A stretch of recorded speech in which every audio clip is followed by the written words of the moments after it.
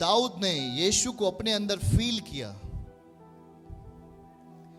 3 महीने जब वाचा का संदूक किसी दूसरे के यहां भेज दिया है दाऊद ने, और उसने कहा कि अभी नहीं, परमेश्वर खरा है, अभी वाचा का संदूक नहीं, 3 महीने बाद मेरे पास आएगा। वाचा का संदूक का मतलब था परमेश्वर की उपस्थिति, परमेश्वर था वो। पर 3 महीने वो ओबेदेदोम के यहां चला गया। ओबेदेदोम के यहां 3 महीने परमेश्वर रहा और ओबेदेदोम के परिवारों और घरानों पर आशीष दी।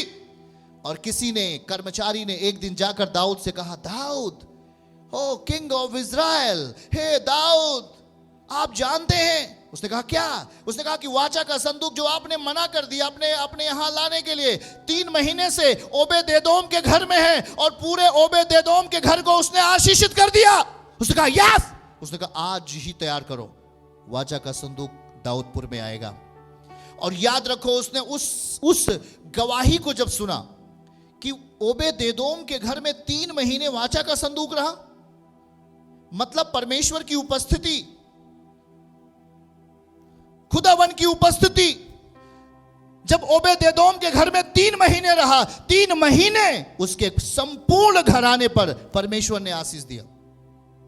जब इस गवाही को दाऊद ने सुना तो उसने परमेश्वर को फील किया संपूर्ण आत्मिक दशा में।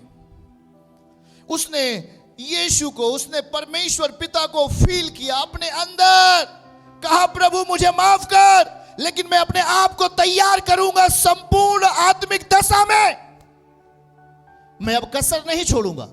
मैंने जो छोड़ दिया, मैंने जो मौके को गवा दिया, अब मैं मौके को नहीं गवाऊंगा। और उसने क्या किया मालूम है? 120 आगे, 120 पीछे, वाचा का संदूक आगे, बीच में खुद कपड़े को उतारा। वाचा का संदूक जैसे ही ओबेदेदोम के उस पहाड़ी इलाके से चलना शुरू हुआ, दाऊद ने अपने कपड़े को फेंका, अपने कपड़े को उतार दिया और वो झूमते हुए, नाचते हुए, आत्मा उस पर मंडरा रहा था। वो झूमते हुए, नाचते हुए, और वहां के इज़राइल के लोग देख रहे थे, जवान लड़के लड़कियां, हे ये किंग है, ये क्या राजा है, इसको शर्म नहीं आ रही है, इसने अपने कपड़े को फेंक दिया है। याद रखें, उसके अंदर उसने फील किया प्रभु को, उसने महसूस किया। और याद रखो, जब आप परमेश्वर को अंदर फील करोगे, मेरे अंदर प्रभु रहता है, तो आप अपना शर्मिंदगी का मतलब, और कोई हम पर हंसेगा, हम चर्च जाते कोई हमको गाली देगा, कोई हमको क्या बोलेगा, कोई हमारा इंसल्ट करेगा, बेइज्जती करेगा, ये सब फीलिंग खत्म हो जाएगा जब यीशु की फीलिंग अंदर आएगी।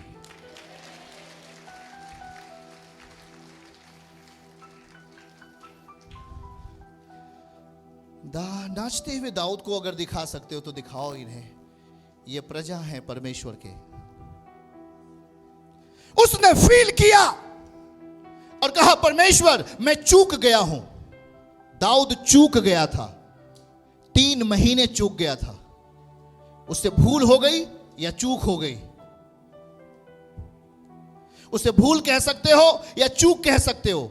जो परमेश्वर दाऊद के घर आ रहा था, खुदा दाऊद के घर आ रहा था, दाऊद ने कहा नहीं प्रभु, अभी आप 3 महीने बाद मेरे घर आओ।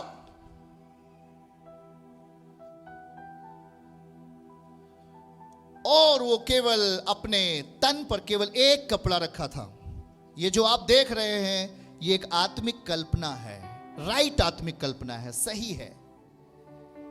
और एक किंग, एक राजा, इज़राइल का राजा माने रखता था, और उसने अपने कपड़े को उतारा।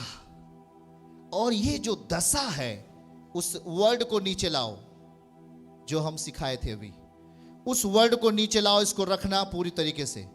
यही है आत्मिक जागृति की दशा, समर्पण की दशा।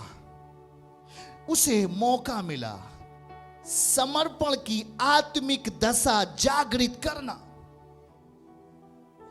हो जी चर्च जा रहे हो, और जी क्या कर रहे हो, चर्च नहीं जाएंगे, कल जाएंगे। हो जी, हमको पड़ोसी ने बोल दिया, अरे दरबार जाते हो क्या जी? ओ शर्म आ गई। कुछ नहीं मिलेगा आपको। याद रखो, इस पद को देखो। एक राजा होकर के समर्पण की आत्मिक दशा को अपने अंदर जागृत किया।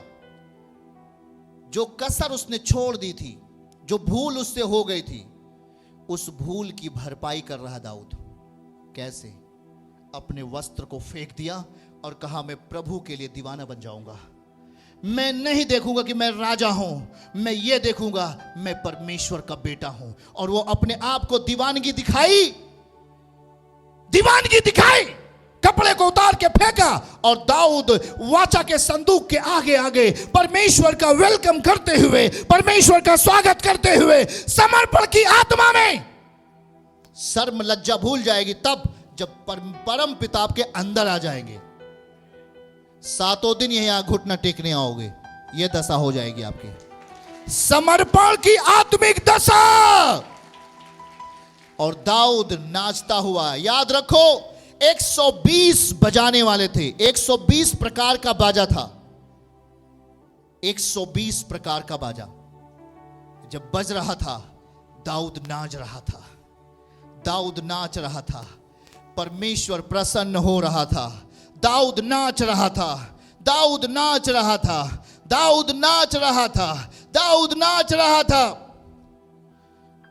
याद रखो, आपने नोटिस किया होगा, संसार के लोग जब उनके ऊपर आत्माएं आती हैं तो किस तरीके से हो जाते हैं। नोटिस, ध्यान दिया कि नहीं कभी ध्यान दिया? जब एक तंत्र मंत्र करने वाले के व्यक्ति के ऊपर दुष्ट आत्माएं आती हैं तो वो अपनी प्रतिक्रिया कैसे देते हैं। आपके जीवन में परम पिता अपना असर छोड़ना चाहते हैं, उसका वेलकम कैसे करो। 3 महीने, कितने महीने? 3 महीने छोड़ दिया। 3 महीने उसने ओबेदेदोम के घर में पहुंचा दिया परमेश्वर की वाचा का संदूक। और जब उसने गवाही सुना कि ओ परम पिता 3 महीने उस ओबेदेदोम के घर में थे और उसने पूरे परिवार को बरकत दी, आशीष दी, तब दाऊद अपने आप को समर्पण की आत्मिक दशा को जागृत किया। बोलो, जागृत किया, जागृत किया। हाँ, विश्वास की, समर्पण की आत्मिक दशा को उसने जागृत किया। बोलिए, विश्वास की, समर्पण की आत्मिक दशा को जागृत करना, जागृत करना, बलवान बनाना अपने अंदर। मतलब सही शब्दों में प्रभु को अपने अंदर फील करना। आप किसी काम के लिए जा रहे हो, प्रभु तू मेरे अंदर है, मुझे मालूम है तू मेरे अंदर वास कर रहा है। अगर मैं कहीं जा रहा हूं, प्रभु तू मेरे अंदर है। यस, महसूस करो हमेशा उसे। दाऊद ने महसूस किया, प्रभु मैंने गलती की, मैं चूक गया 3 महीने, पर मैं अब उसका भरपाई इस तरीके से कर रहा हूं। मैं अपना स्वाभिमान खो रहा हूं, मैं अब राजा नहीं, मैं अपने आप को तैयार करूंगा इस तरीके से। लोग मुझ पर हंसेंगे, लोग कहेंगे ये तो राजा है, अपने कपड़े को उतार दिया। उसने कहा ठीक है, लोग हंसें, पर मैं प्रभु को अपने अंदर लेना चाहता हूं। मैं इस अवसर को नहीं गवाऊंगा, मैं इस मौके को नहीं गवाऊंगा। मैं अपने आप को तैयार करूंगा, तैयार करूंगी। कुछ भी हो जाए, फरीसी हंसेगा, वहां के लोग हंसेंगे, पर मैं अब यीशु के लिए दीवानगी दिखाऊंगी। और उसकी दीवानगी इतनी बढ़ के थी कि उसने अपने जीवन का सबसे महंगा चीज प्रभु के लिए अर्पित किया। और याद रखें, यीशु ने उसके जो बहुत पाप थे, पाप भी बड़े थे, तो उसके सैक्रिफाइस भी बड़े हुए, बलिदान भी बड़ा चढ़ाया प्रभु के सामने। दाऊद केवल भूल किया था और उसका बलिदान इस तरीके से, जैसे आप स्क्रीन पर देख रहे हो, उसने अपने आप को पूरी तरीके से एक राजा का हैसियत से नहीं, पर एक परमेश्वर के दास की तरह प्रभु का वेलकम किया। हाँ या ना? एक राजा के हैसियत से प्रभु को अपने घर पे नहीं लाया, पर देखो तस्वीर में उसने ये नहीं सोचा कि लोग मुझे क्या कहेंगे। यही आपको भी नहीं सोचना है कि लोग आपको क्या कहेंगे। केवल ये सोचो, मैं खुदा की बेटी हूं, मैं खुदा का बेटा हूं। याद रखो, जब आप परमेश्वर के प्रति दीवानगी दिखाओगे, वो भी आपके प्रति दीवानगी दिखाएगा। हालेलुया। याद रखो, दाऊद ने जब यह काम किया, मालूम है यह काम किया, जैसी वो लेके आया बाइबल को पढ़ने वाले, और जब दाऊदपुर में जब वाचा का संदूक आ गया, उसको गिबोन बोलते हैं, पहले गिबोन था, और दाऊद ने उसे जीत करके उसे अपने हाथ में ले लिया, और उसका नाम अब दाऊदपुर है। गिबोन को अब दाऊदपुर कहा जाता है। याद रखिए, ऑनलाइन जितने लोग हैं समझदार, गिबोन था जो शत्रु के हाथ में था, पर परमेश्वर के दास दाऊद ने उस गिबोन को जीत करके, युद्ध लड़के जीत करके उस गिबोन को अपना लिया, अपने कब्जे में ले लिया। अब गिबोन की जगह रहने की जगह हो गई दाऊद की, और वहीं पर उसने उसका नाम रख दिया दाऊदपुर। अब वही वाचा का संदूक दाऊदपुर में आ रहा है। याद रखें, जब वो वाचा का संदूक आ गया, जब वो समर्पण की प्रक्रिया आ गई कि अब परमेश्वर का वाचा का संदूक तंबू में रखा जाएगा, तो उसने 6 कदम चल करके बलिदान किया। उस वचन को दिखाना है इन्हें, ताकि इन बहनों को समझ में आए, भाइयों को। 6 कदम चलकर उसने, कहिए 1 2 3 4 5 6 कदम चलने के बाद दाऊद ने क्या किया, वो देखो लिखा है वहां पर, देख लेना। 2 सामुएल 6 अध्याय 13वीं आयत। और मैं आपको एक रहस्य बता रहा हूं आज।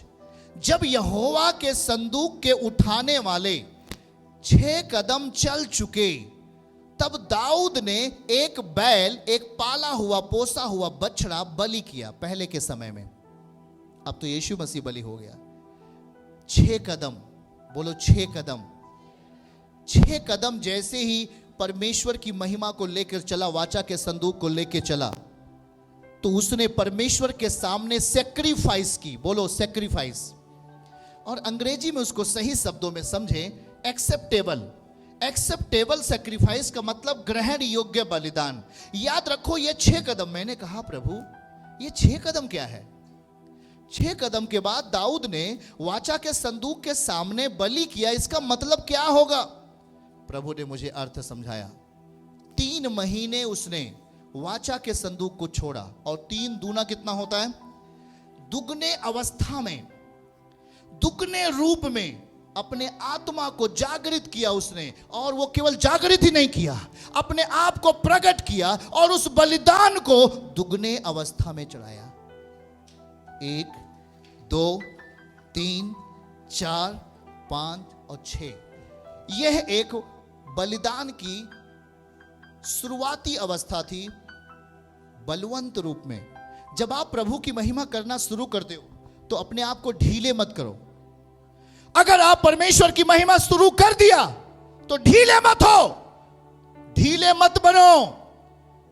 जैसे ही कदम आगे बढ़ाओ, बलिदान के साथ आगे बढ़ाओ। मैं कह रहा हूं, जब आप बलिदान के साथ आगे बढ़ाओगे, इसका मतलब है दाऊद ने जब अपनी यात्रा को शुरू किया, परमेश्वर की महिमा को लेकर बलिदान के साथ शुरू किया। और जब आप बलिदान के साथ, समर्पण के साथ अपने जीवन को शुरू करोगे, प्रभु कहेगा तेरे पाप जो बहुत है क्षमा हुए। अब जहां पर तेरे रुके हुए काम है, अगली सुबह तू गवाही के साथ आएगा, यीशु मसीह के नाम से। हालेलुया। चर्च की सभी प्रार्थनाओं को और परमेश्वर के दास के द्वारा टीचिंग सुनने के लिए और अपडेट्स को जानने के लिए हमारे इस चैनल को सब्सक्राइब करें, और साथ में बेल आइकन को जरूर दबाएं, ताकि जब भी लाइव प्रार्थना हो तो सबसे पहले आप देख सकें।